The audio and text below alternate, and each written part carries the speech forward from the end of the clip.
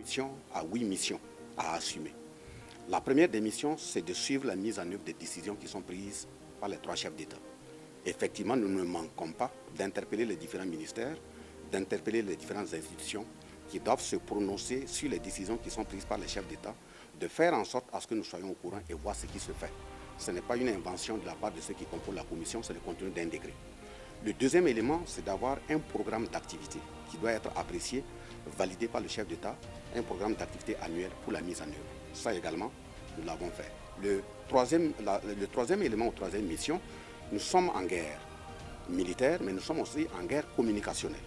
Donc les chefs d'État ont estimé qu'il est bien de travailler en lien avec les structures de communication nationale et les structures de communication confédérales pour avoir un plan de communication sur l'ensemble des décisions prises par les chefs d'État.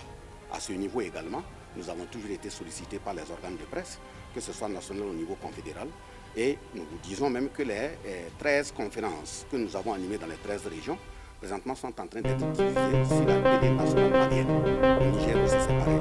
On s'active déjà cette mission de travailler avec l'ensemble des organes, que ce soit au niveau confédéral, la quatrième mission, c'est d'aller auprès des communautés, des populations, expliquer l'ensemble des décisions qui sont prises, indiquer où nous sommes, où est-ce que nous sommes, voilà pourquoi nous sommes dans les régions qui a été beaucoup appréciée par l'ensemble des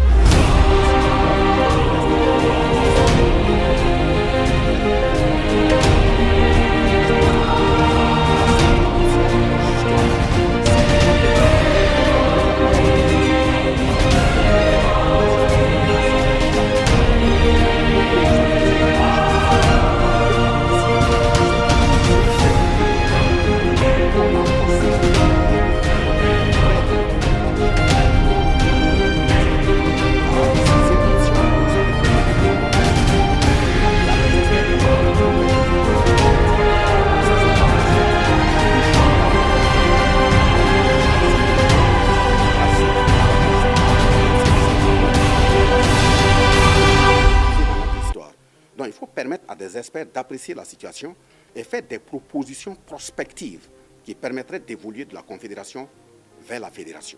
Et la 7e mission également, c'est toute situation que nous allons estimer qu'elle est bien pour permettre à la confédération d'avancer, au chef de l'État d'écouter et de rectifier. C'est à nous de les apporter, mais on ne peut pas le faire sans consulter, comme je l'ai dit précédemment, au niveau de la base. Et la dernière et 8e mission, c'est toute autre mission dont le chef de l'État va estimer que sa portée est telle qu'elle est nécessaire d'être portée par la Commission nationale.